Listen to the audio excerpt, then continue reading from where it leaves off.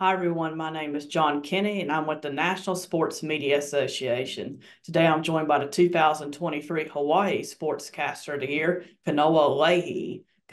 Kanoa, thanks for joining me today. Hey, it's great to be here. Thank you for having me. What does it mean to you to be now a three-time Hawaii Sportscaster of the Year?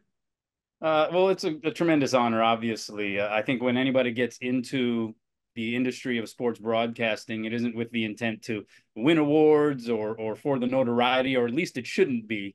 I think all of our intentions are to just do a good job and to hone and work at our craft. And so I think occasionally we do take solace and we do hold value in a bit of feedback to maybe let us know that some of that work that we've put in has connected and has at least perhaps put us in the light of being good at what we do, or at least not failing at what we do. And so I think the biggest honor for me is this particular award.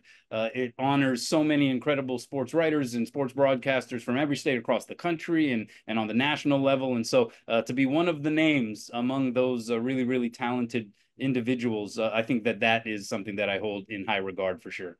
How have you tried to keep your family's legacy with your father, Jim Leahey, winning 17 times as Hawaii Sportscaster of the Year, and then your grandfather, Chuck Leahey, being a two-time Hawaii Sportscaster of the Year? Yeah, those are pretty high standards that they set. Yeah, I consider those guys to be the goats, right? Which is a very overused term these days, but I really do honestly think that they set a bar here in the islands, and I think just generally in this business with respect to this craft that I can only aspire to reach. And so for me, it's just trying to, as much as I possibly can, live up to my potential and put all of the work and effort that I can into what I do to try to be the best that I can be. And yeah, I think obviously with a great amount of pride to my name and to their legacy, and just trying to, as much as possible, carry on the idea that you put effort into something to try to be the best at it that you can be. That is something that they established and something that I just try to carry on. What was your relationship getting to call games with Bill Walton? I know that you got a chance to call games with Bill Walton. What will you most take away from getting to call games with him? Yeah, it was one of the most thrilling experiences of my career. It was, I think, with the backdrop of everything that happened in Lahaina just a few months prior to that edition of the Maui Invitational, and I was, called upon by ESPN to work with Bill for that tournament. And it was a particularly special one because it was uh, held with the intent to honor all of the victims and survivors and all of the past history with Maui and with West Maui and the town of Lahaina, and honoring the culture and the tradition that is always so present there. And so this was an edition of the tournament that I think held a much greater value than normal because of that. And so Bill Walton, who has been a fixture on the Maui Invitational broadcast, and I think has been just like he was for the Pac-12 conference for so many years, it was very much an ambassador of the Maui Invitational and of Maui itself. And so I think it was fitting for him to be a part of it. And it just was an incredible honor and privilege to work with him. He is as advertised. He is someone who lives life on a different plane. I think he has a curiosity and has a wonder about him, wants to learn so much about all of the things associated with the places in which he broadcasts. And so I was really entertained by that and inspired in many ways, because I think he lived life with a certain zest that I know very few people who have been able to live life with that same kind of vigor and enthusiasm. So yeah, it was a thrill. It was sometimes a wild ride. It was sometimes very unpredictable, but that was always the concoction, always the elements that made Bill Walton one of the greatest to ever do it. But the Maui Invitation being in Hawaii and you getting to cover those tournaments with ESPN, how was it to cover seeing top teams come to Hawaii for that tournament each and every year? Yeah, I mean, it's one of the highlights of the sports calendar in Hawaii. And so it's just one of those tournaments, one of those events that I think gets people really revved up, gets them really excited. And yeah, there's a romance to it. This particular edition, last year, 2023, was held on the island of Oahu because Lahaina Civic Center was being used as a resource hub for all of the families in Lahaina. And so understandably, the infrastructure wasn't there to hold it traditionally where it would normally be, but it was held at the Simplify Arena at Stan Sheriff Center in Honolulu. And while it was a little bit of a different vibe because it wasn't in that small gym, it was in a larger 10,000 seat arena. I think it still had the same kind of excitement around it because the basketball was just so good. I mean, there's the stories, right? The tournament, which was inspired by the 1982 upset of Virginia by Chaminade, and that really was the impetus to creating this tournament. But year after year, what it always boils down to is you have some of the best basketball talent, some of the best basketball teams battling on the floor, and it just doesn't get much better than that. Certainly for a Thanksgiving week tournament. How much does Hawaiians look forward to this every year, seeing the teams come to Hawaii and embrace Hawaii for a week and a half at the tournament each year?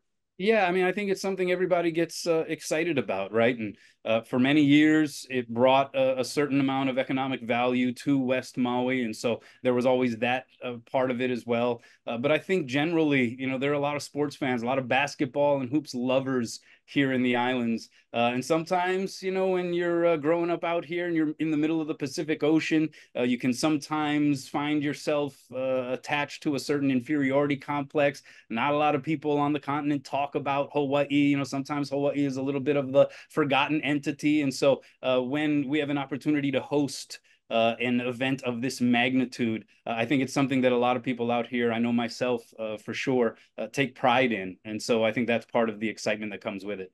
How does hosting the Maui Invitation help the University of Hawaii help them build their core and their help their athletic program?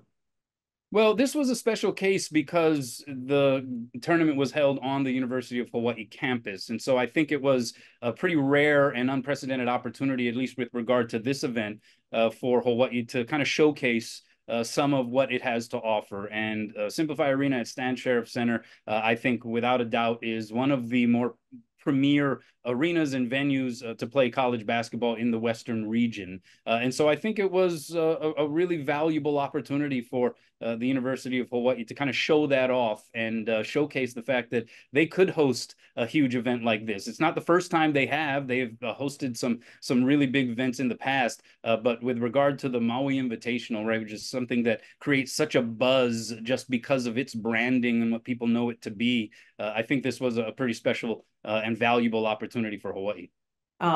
Did you have any mentors you looked up to as you've progressed in your career? Yeah, I mean, you mentioned it. I think I was obviously lucky enough to be born into a family where, when it came to broadcasting, I could look right down the hallway to my dad, and I could just watch him on TV. I could accompany him to games. I could sit in the booth or right there at the broadcast table with him, and I could just soak a lot of that in. And I think it was a bit unbeknownst to me how much I had actually absorbed growing up in this household and just with that kind of childhood. And so when I got those very early opportunities to do broadcasting, I think that I had a little bit more of a knowledge for it than a lot of other people would have, just simply because I was around it so much. So I was really fortunate there. And I think my dad understood that, and because of his experience having been a second generation sports broadcaster in the family, he understood, hey, look, no freebies here. He told me very, very early on, you have to pay your dues just like everybody else in this industry has had to. And so I was doing the smallest and cheapest of productions as a play-by-play announcer from the get-go on community access television and in high school gyms on desktop telephones and things of that nature. And all of that stuff, I think, added up to just really valuable experience points. And my dad always had some feedback for me and always had words of wisdom. In fact,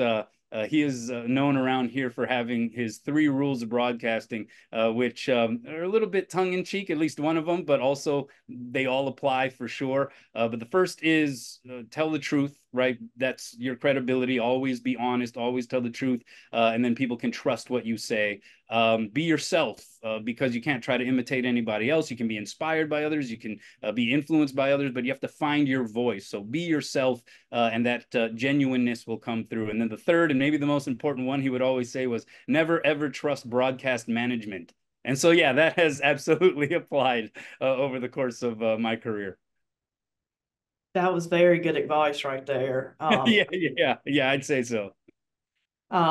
Did you always know that you wanted to get into sports broadcasting, even though that you knew that your father and grandfather were in sports broadcasting? No, actually, it's interesting. When I was younger, I was an aspiring basketball player. I had delusions of playing college basketball. I mean, I just loved the game, and so what I was envisioning was, I didn't care where I would have to go, whether it was like a Division 8 school or something like that. I just wanted to play college hoops.